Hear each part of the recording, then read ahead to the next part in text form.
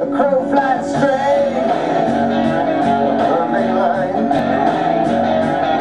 On the devil's How's it been last month? It's been pretty amazing. I mean, it's crazy how big everything's gotten. It's kind of cool and crazy, and you know, it's like our little show here, and it's pretty cool. It's pretty cool. I guess people are starting to like it, and we're getting an audience, and we love it. So we'll keep doing it. You're one of the warriors in this tribe, you know? Yes, yeah. I'm one of the warriors who also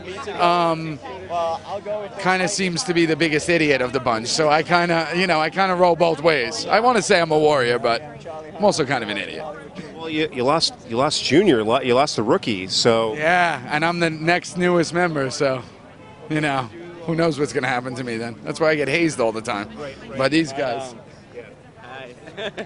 Am I taking over your interview? No, I'm done. Oh, wow. How's it going? How are you? Doing well. Good. I talked to you after your panel at the TCAs. Yes. Yeah, that was great. You provided this great insight on your craft and what you're doing here. So. Yeah, my feelings about the Emmys got really blown out of proportion after that. And oh, really? I kind of got a little bit of a beating because of it. And I was just speaking my mind. You know, I always approach interviews with an open heart and a candid tongue, and sometimes that gets me into trouble. But I'm not going to change my my approach. Yeah, but you guys, I mean, you I think what you said was very true, that you remain kind of untainted and you can continue to do what you want to do without those pressures. Yeah, I mean, that's all I really meant to say, was that I totally respect and think that awards are wonderful, you know, but I do think they have the potential to, like you say, to taint a dynamic that's working, and that's the downside of them, you know.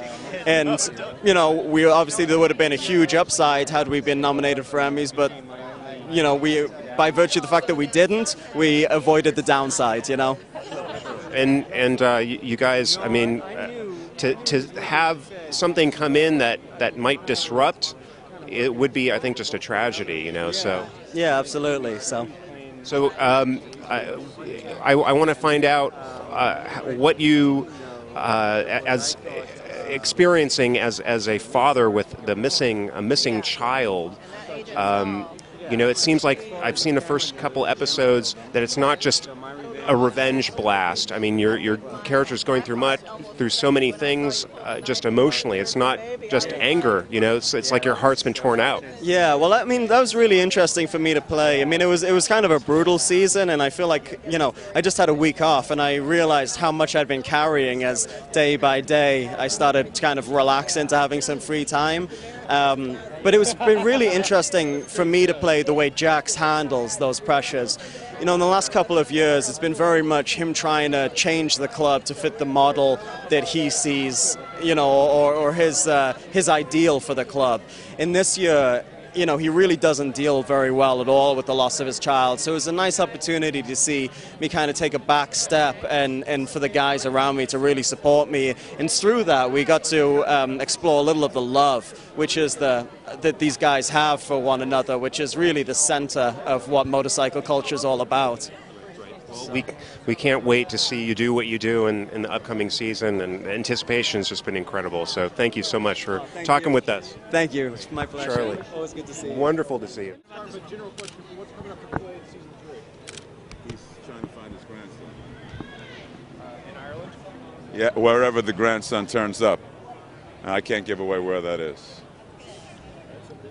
So with the Clay's degenerative arthritis, how long do you think he's got, and how many more punches does he have left? Depends on the ratings. I love the show. The show is fantastic. If the show tanks, he's probably got another year. Now, how close has all this motorcycle club gotten to your heart, having spent so much time around it? Well, I've become an admirer to their aspirations, certainly. I never knew enough about the MC world to know them as anything but, you know, thrill seekers. But there's a great deal about them that I've unearthed, we've all have unearthed in the research we've done about why they've chosen to create an alternate society for themselves, and how specific their codes are of honor, loyalty, self-sacrifice, etc. So it's really a subculture, really a mini society, and each club is almost their own sovereign nation with their own territorial imperatives and their own financial autonomy and their own national interests. So you spent a lot of time with some of them then? I haven't spent 1 minute of it.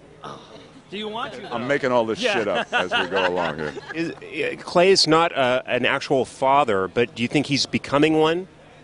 Well, I think he sort of has a fatherly way about him, and I think that he is to the manner born, you know, when it comes to the relationship he has with his stepson is quite fatherly. The relationship he hopefully will have with his grandson will be almost as if it's his own flesh and blood. How would you define their relationship this season? It's all hands on deck. It's all about getting the grandson back, and so whatever differences had been explored in season 2, and there were a great many, are all kind of temporarily shelved. We'll see whether they reemerge. I'm sure they will once we get some stability back. Okay, guys. I think you do the best biker, like real biker guy. Thanks. I mean that. That means a lot to me. I got into it pretty early. I got cast so late in the process. They reshot the pilot, and I was invited to be a part of the show, and I said yes, I would, and it's been a great ride, man. And I've been riding my whole life, so a bike was very familiar to me. But the whole biker world was not familiar, other than what I'd been reading and stuff. So to fall into what that really entails has been a fascinating journey for me, for sure. And it's interesting because there is a conflict going on in your character. Yeah. And you also need some human connection, and you have to be so tough, but you also show that you need it as well. Thanks. That was when I sat down with Kurt Sutter, I said, you know, I don't want to play a sociopath. It doesn't interest me at all. Tough, yeah. Fucked up, sure. But he better have a heart. There better be something going on other than just taking his knife out and cutting tattoos off someone's back, because I can do that. But if he doesn't have a heart, if he's not funny, if he doesn't have issues, then I you know, and I think Kurt has done that in and then some, to try and continue to find. We have 11, 12 leads on the show. I mean, obviously Katie and Ron and Charlie are the 3 leads, but there's some great supporting parts that we all play on this show, and to write for all of us is a very tough job. But I'm thrilled at the stuff that I've been gotten. And the fact that he wrote it so that Katie's character, I mean, essentially has an affair, you know, with your character, with Tig. Yeah, no, she didn't really have an affair. It was like a mistake, but it was like in a time of need. Yeah. When I read that scene, and I said, I'm not doing it. I called Chris and said, I'm not doing this, and he convinced me as to why it was needed. Right from that scene, when I'm so fucked up, Katie was so lost from being raped. We're so lost, and we're tight, close friends. At that moment where we just got slammed up against the wall together, it ended. That was it. Like, whoa, wake up! What are we doing here? I went right to Opie to tell him I killed his wife. Like, I don't even know who I am anymore. Katie didn't know who she was anymore. So, in a world of sex, drugs, and rock and roll, stuff happens, and I'm really glad it didn't continue, because I have no interest in doing that, because Perlman's my main guy, you know, Clay's my main guy, and yet stuff happens. So it was brilliant. You did such a brilliant job with it. Thank you. Yeah, great. Hey, can I get a quick photo? Very much excited to see what happens with your character on the run. I mean, I've seen the first couple episodes, and you're not. Where are you? And you've seen the first couple episodes? Yes. Oh, you have? You've seen more than I have. I'm a member of the Television Critics Association, so they send me stuff. Oh, yeah? No, I show up with the baby. I take care of the baby in one way or another, and I don't think I'm allowed to say anything beyond that as far as what happens. Well, I was like, what is that guy going to do with the baby? And I know I have kind of like a panel of us watch each episode, and the women are just outraged. They're incensed by they have like the worst, you know, opinion of your character. Yeah, I've seemed to piss a lot of people off, my character at least. But yeah, it was the season finale for me was incredible. You know, it was just I had no idea that was going to happen to my character. And to get the opportunity to work like that and have Kurt direct it and make such an impact on the show, it was really exciting for me. So. Well, I can't wait to see what happens. And you know, these guys, it's like a swarm of hornets. You know, they're out, they're combing through the countryside for you. Yeah, and they're not that nice either. So yeah. I still don't know if they'll let me in here, so we'll see. Well, thanks so much for talking with us. Can't wait to see what happens. Thanks for your time. Thank you. I'm still pursuing Jax, and let's just say I'm as very strong, and she does not give up till she gets what she wants. So, from what I understand, Jax is having some problems in his long-term relationship. Plus, he's got to hunt his son down. So his son has been kidnapped, and you're there to help him out. Ima's there to help him out. Oh yeah, in more ways than one, for sure.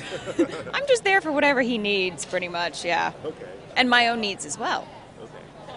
So there seem to be these different levels of hierarchy and subcultures within the gang, and so Ima's trying to advance herself. Is that what's going on?